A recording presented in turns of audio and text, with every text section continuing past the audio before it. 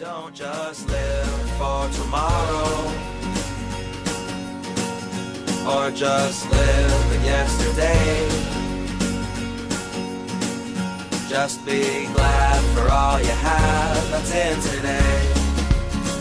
And though you've come through many obstacles.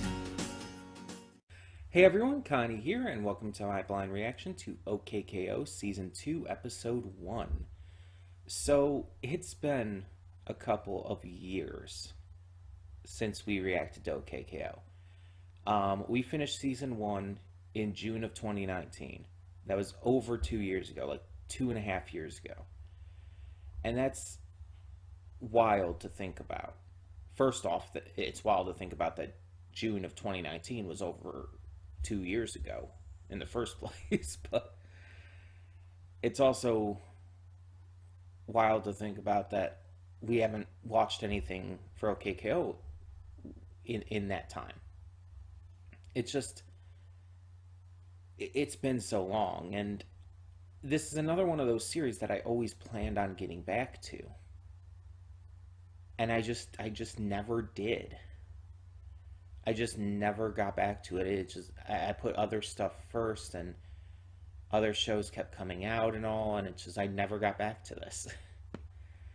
But luckily we are now, with my goal of 2022, with the channel getting back into older shows that I've wanted to get back into, shows that I've wanted to give a second chance to even. This is another one that we had to return to. Just like with the likes of Adventure Time and whatnot, which technically we began last year, but still. This was one I definitely wanted to be on this list. So, yeah. I don't think there was any major plot stuff that was, like, resolved in Season 1. Because the big major plot thing was with, the shadowy figure. And I don't think that was resolved in Season 1. We also had some stuff with, like an evil, like, anti-version of KO. I can't remember what it was called. But it was KO. It's just, like, kind of like the bad side of him had taken over. And then just all the regular shenanigans with Boxman and the robots.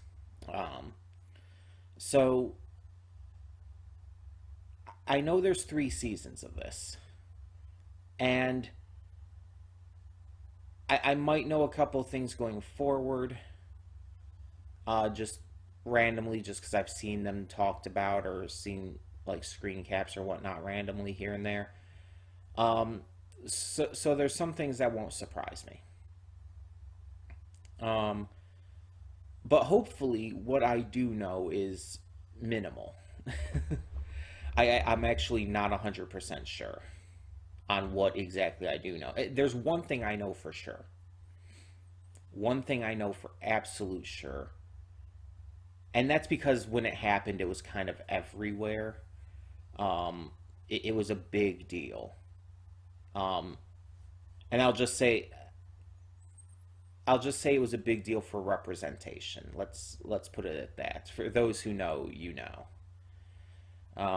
But I'll leave it at that, just in case there is anyone watching this who might not know by the time you're watching this video. But yeah, I'm definitely interested to continue this. I'm definitely excited to get back into this. It's going to be fun getting to get reacquainted with all these characters after years away.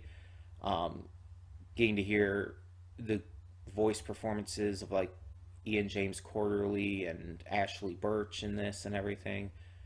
Especially after hearing Ashley in Ghost and Molly McGee and everything, and just so many other things.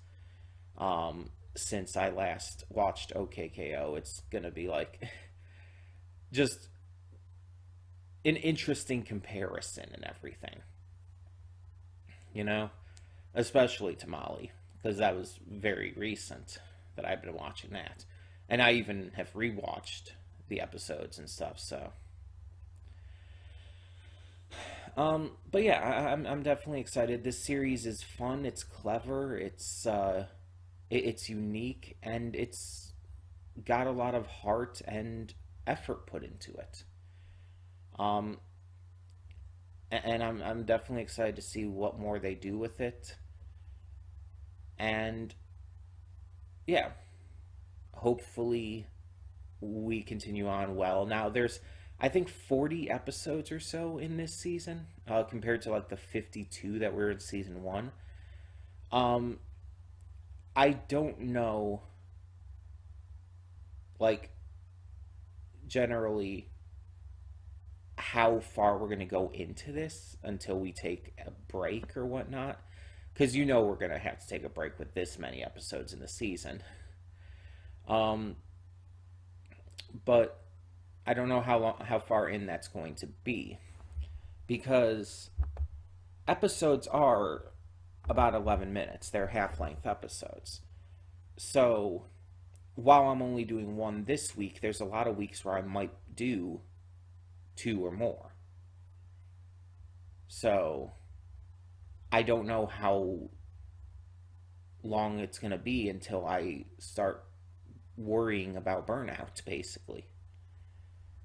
Um, but hopefully it's not too long. Hopefully we can um, cut this off at a good point, so that it doesn't risk any burnout, and I can just come back to this at a later point again. And obviously, just like with everything else, it won't be that long. I'm gonna try to make sure not to take as long of breaks on these shows again. Um, I've even considered, like, making a certain slot on the channel just specifically for these older shows that I'm coming back to. And I'm still kind of playing around with the idea, because there's a lot to factor in with that, especially with all the shows on my list currently. Um, so it's like, I'm not 100% if I'm going to do that yet. I wouldn't necessarily mind, but it might require me moving things around a little bit, which I wouldn't be necessarily hugely opposed to, but we're just going to kind of have to see how it works out. Um, so yeah, I remember most of the characters and stuff from this. Like, I remember Gar and Carol and Rad and Enid. I remember Shannon and Boxman and Professor Venomous and all of them. It's like I remember the characters for this show very much so. They're memorable characters. Um, I just don't remember everything that happened in the first season. And I'm not 100% sure, like, okay, did this happen in the first season, or is this something that I happen to know happens in the second or third? It's like there's a couple things going around in my mind where it's like, I don't know if this is what already happened, or if this was something I was spoiled on. And that makes it hard to talk about it going forward. I think what we're gonna do, though, is we're just going to take it from here and go from this point forward and just see what we've got. So I think that's the best idea, the smartest idea. And hopefully it all works out. So, yeah. Like I said, we are only doing one episode today, this week. But next week we'll probably go into doing more than one. We'll probably go into at least two. And we'll probably just keep on that for a good while. It's just got a late start on recording stuff this week, just due to Martin Luther King Jr. Day and everything, and people being off of work for that. So just, yeah. Due to that, I've had to get a late start on recordings this week, but everything should still be going fine. I should be able to get everything up, no problem. It's just, yeah, it's better if I just keep it to one this week. Plus, we're just getting back into this, so yeah. Either way, we are going to get started with this. We are going to check out this first episode of the season, see what it's like, and hopefully we start off on a very good note, even if it's just a bit of a reacquainting of the characters. So, when the screen fades black, pause this redirect and go to the description below. Follow the link to the reaction, and after you watch it, come back here to the redirect and resume play, because after it fades to black and then fades back in, everything from that point forward will be my afterthoughts and will contain spoilers to the episode. So, that being said, thank you so much for tuning in, and I will see you at the reaction. And we are back, and we'll begin with spoilers in 3, 2, 1, now. So, I kind of want to watch more, but I'm going to hold off because there's other stuff I got to record and everything, but it's just like, I'm very happy to be back to this. Like, the humor for this is so clever and smart. And I just love that season 2 kicks off with an episode that is literally just a joke about anime time skips. And it's like, it's legitimately really funny. Because, again, as I mentioned in the reaction, I'm a huge One Piece fan. But One Piece isn't the only series that has done a major time skip like this. You have Naruto. I don't know if Bleach ever did. I know Bleach at the very end of the series does a little bit of a time skip ahead of a few years, but that's at the very end. That's like the last bit of the series. So that's not quite the same. But other shows have done it too, here and there, and the entire idea is like, oh, it skips ahead a few years, the characters are older, they have a updated design and everything, and this, of course, takes it to a goofy degree. Because it's OKKO, it's going to exaggerate things a little bit. So we see that because of this 2-year time skip, both Rad and Enid have changed quite a lot. Like, more so than just like getting updated older designs. They changed to a excessive degree. Including changing their fighting styles to match these new personas they've put on.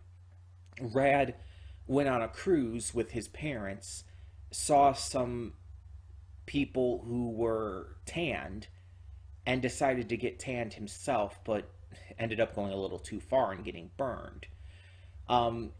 Because he got tanned, though, his skin turned a bright orange, and he started like creating this new identity and persona and fighting style to center around the kind of tanned lifestyle.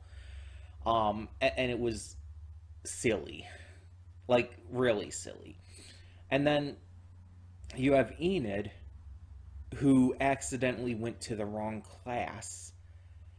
She was going for a Genjutsu class, but went accidentally to a mime class, and just kind of went with it, and eventually became an expert mime. And that's a thing. It's ridiculous and silly, and again, I've seen her outfit as a mime before. I've seen fan art and stuff of it. It's a great design. It is. Rad's design, not as much, but Enid's mime costume is a great design. It looks wonderful, but yeah, it's weird. Though I do appreciate the joke about her getting upset every time she's called a clown, because that's a thing I've heard in multiple media here and there about mimes getting upset at being called clowns. So that's fun. But yeah, I appreciate that because this is the start to season 2, making fun of a time skip and idea and everything really works for the concept of switching over to a new season. And it's really funny, like, even the idea that the villains changed, like they're fighting this really strong, like terrifying villain now instead of like the normal Boxman crew. And it's like, oh, it's like this isn't right. And then KO is just the entire time like pretty much the same, and it's like, oh, okay. And then at the end you find out, oh, Carol and Gar have been dating, which it's like, yeah, cute, nice, I like that, because there is history with them, and it works out extremely well. And honestly, they're super cute together. I really get behind them being together. Um, but nothing about KO himself changed because he wasn't trying to change anything. He wasn't trying to become someone new because time passed. He was just the same old kid. Um, the one question I had watching this though was, they don't work during the summer. Like I get that the show is marketed towards a younger audience, and I get the entire idea of like connecting with the kids and their summer vacations and all from school.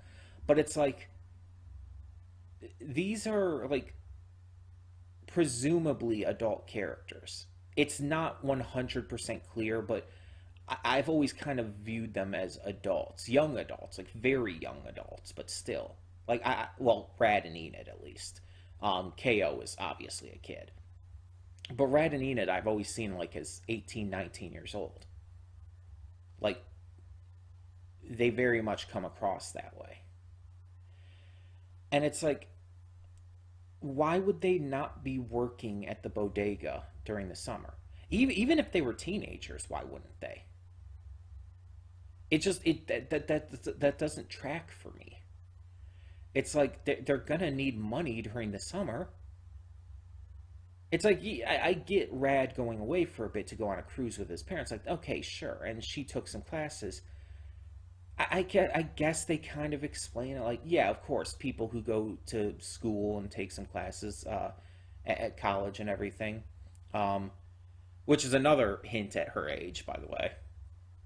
Um, yeah, you can focus on classes rather than focusing on work. Like, yeah, of course, you can choose one or the other. A lot of people tend to do both. Not everyone, though. Some people just choose one or the other at a time. And again, unless that cruise he went on lasted the entire summer, which seems like, I don't think cruises do that. Like, I've never been on a cruise, but I think cruises are only for like what, like a couple weeks max. They're really not that long. Summer's a few months. Typically, at least summer vacation here in the States and all. Usually lasts from June to August, sometimes even September, depending on where you are. Um, but yeah, it's like, I just don't feel like he would have been away the entire summer, even if you want to say she would have been. It's just weird, the idea that they wouldn't have worked during the summer at all. Like, again, they would still kind of need money, wouldn't they? I don't know. But either way, it's not like it's that big of a deal. It's one thing that kind of just bothered me when I heard it and everything, just a little bit. Um, but this was a very simple episode too. Not a lot of stakes or much going on. It was literally just a joke. It was literally just to make the one joke about time skips and characters changing their appearances and stuff. Um, and I know that this series and Steven Universe, which Ian also worked on, have had heavy anime inspirations and stuff. So I very much understand that this was very much a reference in a way. So it's like, yeah, I get it, but again, it was exaggerated because in these time skips that typically happen in the anime, using One Piece as an example, the characters don't change that much for the most part. Like with One Piece, the only of our main characters that really changed drastically was Frankie, and he's still recognizable as himself. He's just modded himself because he's a cyborg to be much larger and more robot-like. But it's like everyone else still looks like them, just older. So, well, except for Brooke, he just has a different outfit, basically. Because you can't really make him look older since he's a skeleton. But you get what I'm saying. Yeah, they obviously exaggerate it with this, but I think it works for the joke. And obviously, there's nothing inherently wrong with time skips and characters getting updated designs. Like they make the joke in the episode of like, if it's not broke, don't fix it. But it's like, again, they're exaggerating and making a joke out of it and having some fun with the idea. In the end, I think it was a really fun episode to just kick off the season, not making it too heavy, not giving it too many big stakes or huge moments. Just by having it focus on that joke allows for it to just breathe and allows us to, again, get reacquainted with the characters. And I think that was a smart idea. And I'm very glad to be back with this series. I hope you guys are excited to be back as well. And like I said, starting next week, we'll probably do multiple episodes a week because they're half-length episodes. Probably at least 2 each week. Maybe 3 on some weeks if we can get away with it. We'll see. But yeah. Tell me in the comments below what you thought of this episode of OKKO Let's Be Heroes. And thank you so much for tuning in. For now, I'm Connie and I'm signing off. See y'all next time.